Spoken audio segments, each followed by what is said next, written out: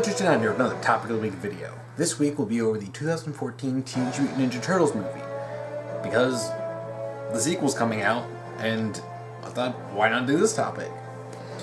And with any luck, this video should be uploaded by Saturday, so it should be coming out right when the same day the movie does. This topic was sent in by Angel89, who I actually saw the 2014 movie with in theaters when it came out. And she asked, what is your general opinion of the TMNT 2014 movie? Fave and least favorite things, and is it deserving of the criticism it gets? General opinion, I really like this movie. As a fan of Teenage Mutant Ninja Turtles, I really enjoyed this movie, and I was a little kind of, worried that it wasn't going to be that good. There was a lot of hate before the movie came out, and even after it came out.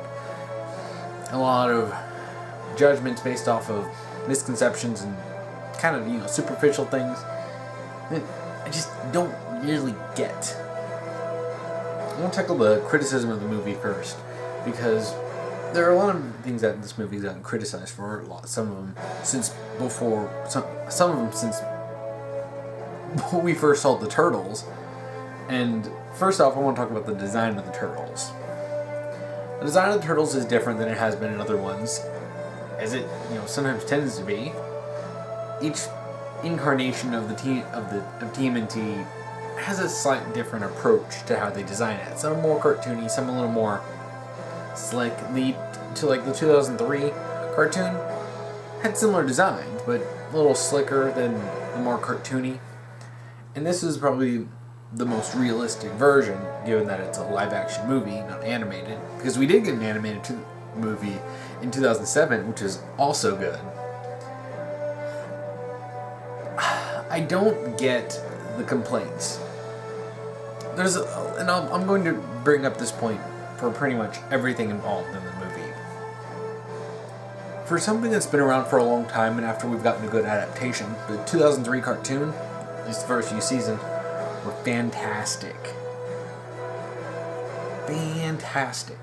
It took, basically, it was at the time the darkest, version of the show we got, ironically, a 4Kids cartoon, but mixing in elements of the comics and bringing in stuff, from the cartoon in the movies, and it kind of puts it together in a blender, and it just comes out fantastic. You got humor, you got the action, you got the wackiness, and you have all these plot lines going on, and in space, the Utrons, and all that stuff. And, in that version, Shredder was an alien, he was a neutron. So, now, this is something that a point that a lot of people need to understand. This doesn't just apply to TMNT, this applies to a whole bunch of stuff. When something's been around for a long time, you need to be able to understand that there's such a thing as different adaptations. Not everything is going to be adapted in the exact same way every single time. If it was, it'd be really boring. Like, you have the comics, and there are several continuities of the comics anyway. You have the 1987 cartoon, you have the 90s movies, you have the 2003 cartoon, you have the 2007 movie, you have the 2012 TV show that's airing, and you have the 2014 and what's going to come out, the 2016 movie. And each different continuity does something different. And that's necessary. That's absolutely necessary. Or else this franchise would get stale. This has been brought up for a lot of things, but one thing that needs to be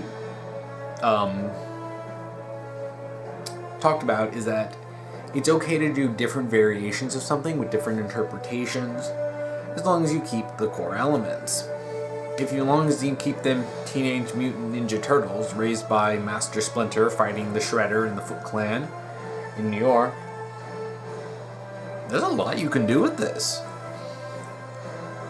Some, give Karai a bigger role, like the 2012 cartoon gives Karai a much more, bigger role than she got in the well, not a bigger role than the 2003, but she's certainly introduced a lot earlier than the 2003 version. who came in a couple seasons in, and is still one of my favorite characters in the show.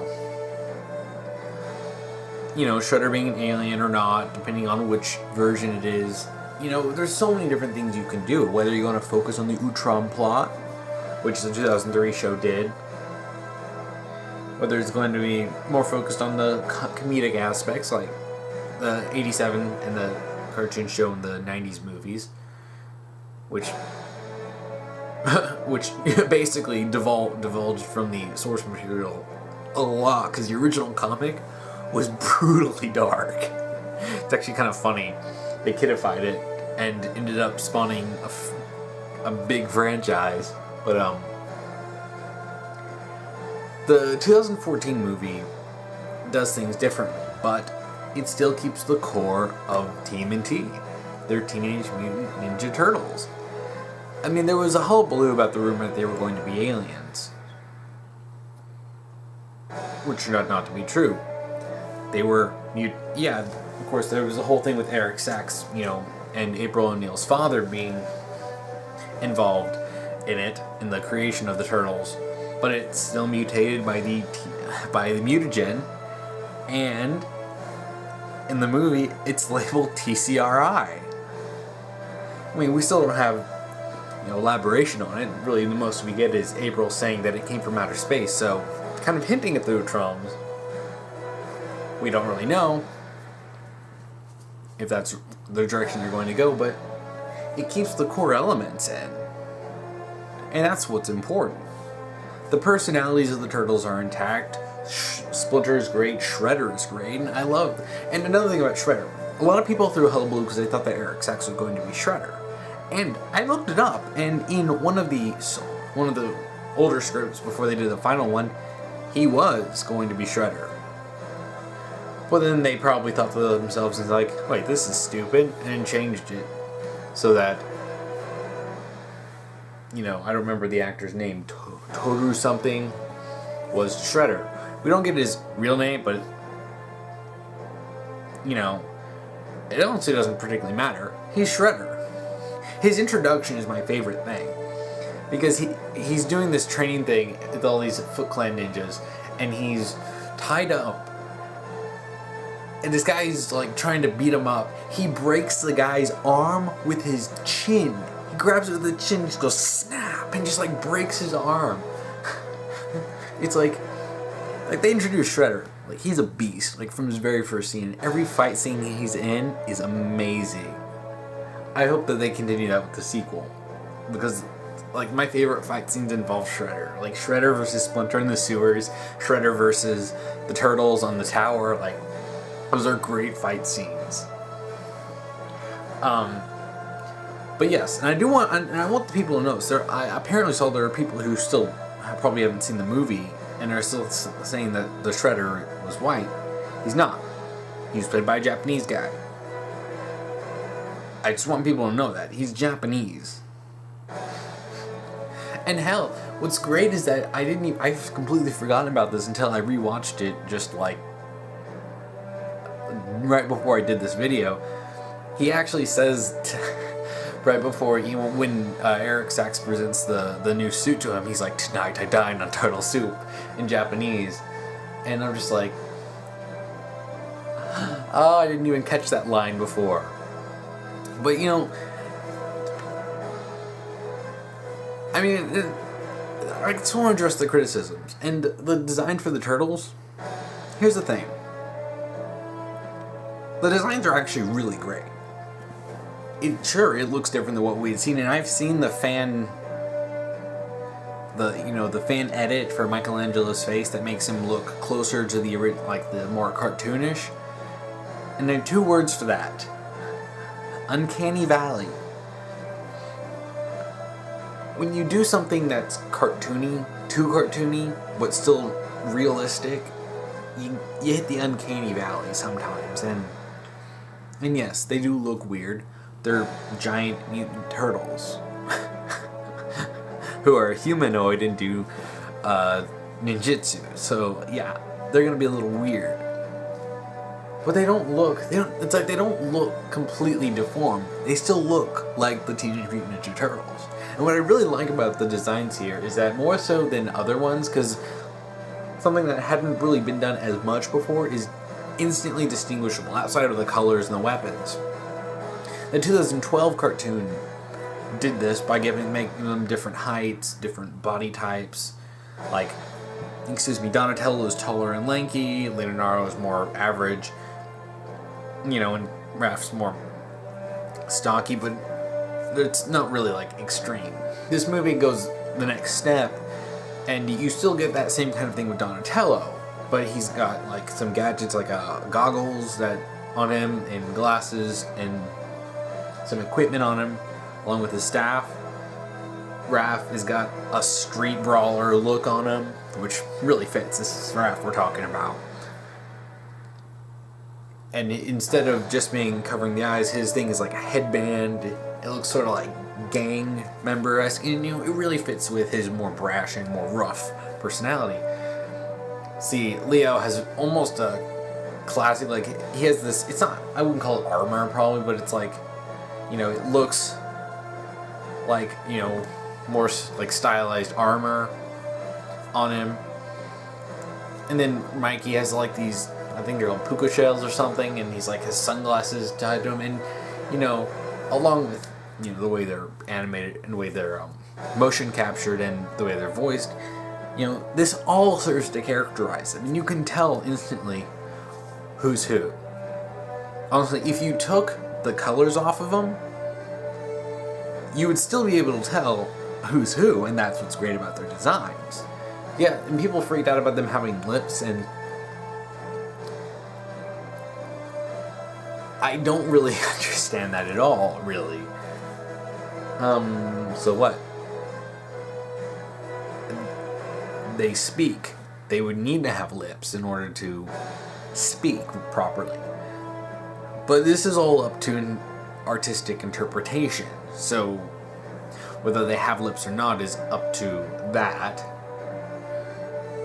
But in all, it's not a big deal, and a lot of times it feels like people are looking for reasons to complain about it because they wanted to complain when they first saw the trailer. And I mean, if they made the Shredder white, I'd be pissed off, unless he was an alien. It's like if they kind of ignored that part of his character.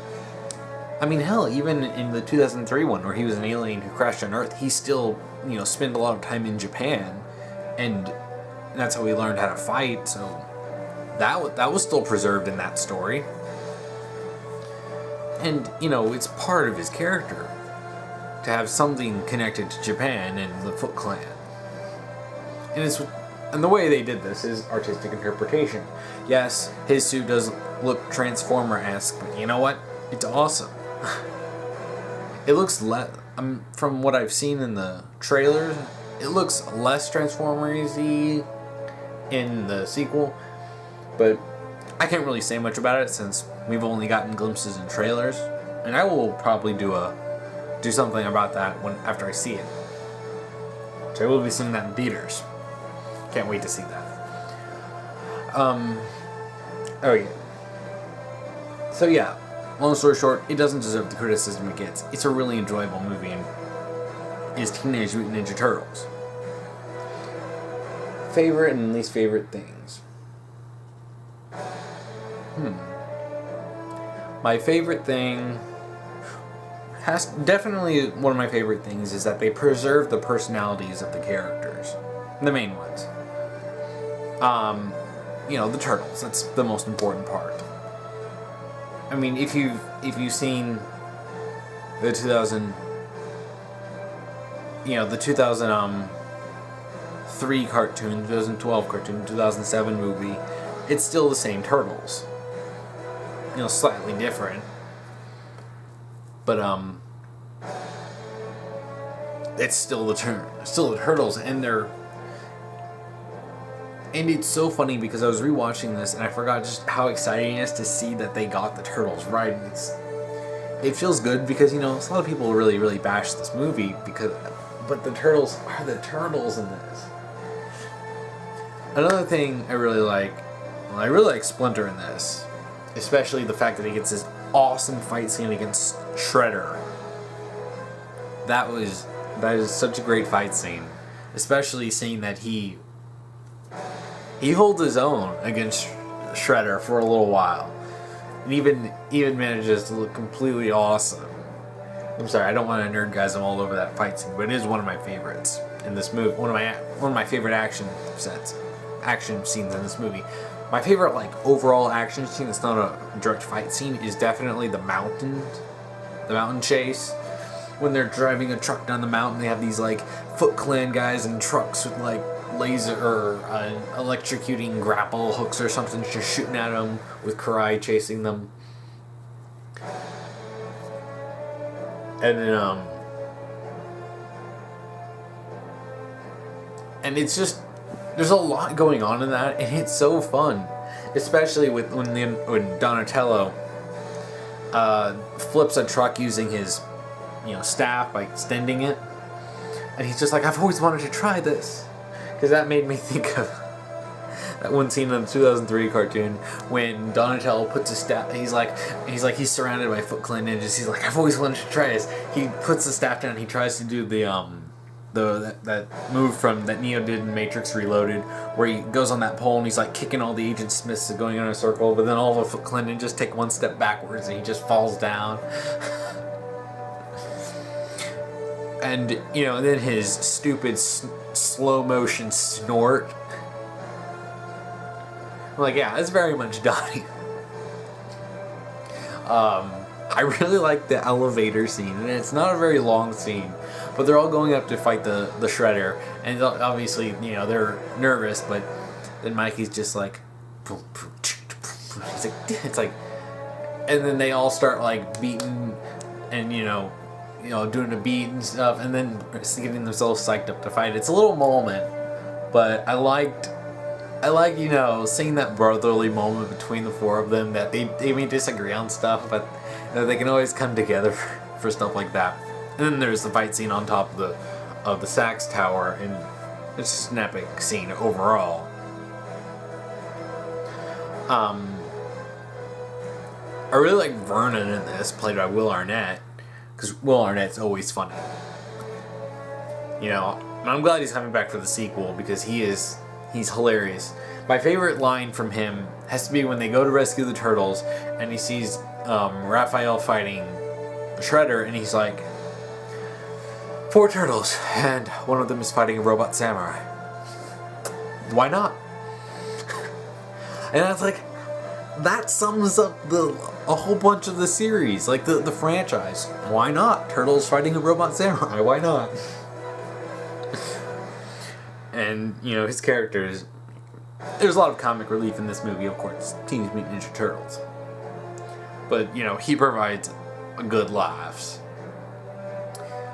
I like that Karai was in this. I really like that Karai was in this. She didn't really get to do much, though. She's back in the sequel, so hopefully we'll get to see more of her doing awesome stuff.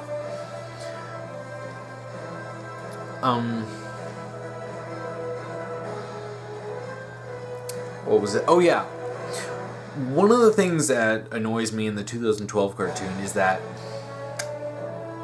weird, stupid crush that Donnie has on April, which was fine at first, but as it went on and went into several seasons long, and it started getting really creepy, it was just really uncomfortable. They actually do something similar in this with Mikey. Mikey has this instant crush on April. The difference being, this is what I like, they play it entirely for laughs. You're not supposed to take Mikey's crush on April seriously. It's not like Donatello in the 2012 cartoon, which really, really cranks up the seriousness. He is seriously in love with her, and it's just no, please, stop.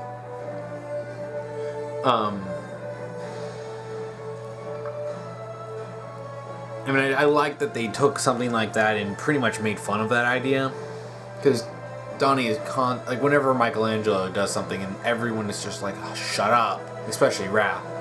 I like that they took something that really, bothered me in the 2012 cartoon and managed to make it a funny running gag. Least favorite things, April O'Neil. Now, she's played by Megan Fox, and I'm gonna give them credit. They managed to make her not obnoxious in this movie. Sometimes I don't even feel like I'm watching Megan Fox. I mean, Megan Fox she's not a good actress. She's a pretty face. She's a model, really. She can, that's what she is, but she's not really, doesn't have a big range as an actress. But she does alright in this movie, and I'm pretty sure that's because of good direction and writing. Like in the 87 cartoon, since this show very much, or this movie heavily pulls from the 87s and maybe like the 90s movies in terms of style. Because April's a reporter in this. I mean, it does have a lot of influence from the 2003 cartoon, but there's a lot of stuff involving the, that you look at it and you're like, this feels like it's something inspired by the 1987 movie. And of course, Bebop and Rocksteady are in the sequel, so it's really pulling from the 87 cartoon. But least favorite things is, well, Megan Fox she's obviously sort of a weak link, but she's not completely awful. And that's, I mean, I guess it's a good thing. But she's definitely, I kind of wish that she got recast, and I do hope that, because I know they signed on for, they're going to do 3 movies, and I do hope they recast her, because I really don't want to see Megan Fox again. She's just not that great of an actress, and I think it speaks to the tantamount of the people around her that made her not obnoxious. So, kudos to them for doing that, but she's still a weak actress, and there's some people it's just like, yeah, they probably shouldn't be doing this. Least favorite things, I guess that Karai didn't really get to do a whole lot. I'm really hoping she gets to do more in the sequel, but really she's just here ordering around some guys, and she gets knocked around by the turtles in an early scene, but other than that, really, she doesn't really do much, which was kind of a disappointment. I mean, there really isn't a whole lot that I dislike. There's no reference to Hamada Yoshi in this. He does, when Splinter learns ninjutsu by finding a book, and it actually, the writers of the book is actually credited to the creators of Teenage Mutant Ninja Turtles comic, which is a cool thing. But yeah, he doesn't, like, Hamada Yoshi has not been mentioned at all in the movie, which, while a bit disappointing, it's a very small thing. Because, like I said, this is a different interpretation, and we've gotten Hamada Yoshi in several different continuities already. So, I mean, the 2012 cartoon where Splinter is Yoshi, and then the 2003 one, which are the main ones that I'm familiar with. And hey, if there's one that Splinter was involved with Hamada Yoshi, fine. It's not that big of a deal, but it is a bit disappointing. There's no reference. But really, besides that, there isn't a whole lot that I don't like about this movie. I really enjoy this movie, and I'm really excited to see the sequel, Out of the Shadows, I think it's called. Yeah, that's really all it is for this video. I definitely wanted to keep this one shorter, given that the last couple topic videos were kind of long. So I put out several, shorter videos for relief. So you don't have to watch an hour, 2-hour video. But yeah. The 2014 Teenage Mutant Ninja Turtles movie is good. It's got good action. It's hilarious. And a lot of good characters. Really, like, if you're a Ninja Turtles fan, I would highly recommend, if you haven't seen it already, to definitely see it. I know that sounds like it came out of a review, but I might review it. I really want to start going into more reviews, but yeah. Yeah, that's it for this video. Yeah, the movie really doesn't get the criticism. It doesn't deserve the criticism that it gets. So, if you want to watch last week's topic video, you can check that out here. And if you want to watch next week's topic video, which I will post as soon as I get it up, you can check that out here. So,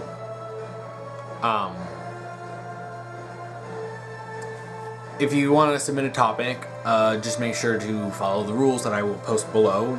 Make sure that the topic is about something fictional and that it's not a broad question like why do you like X or what do you think of Y.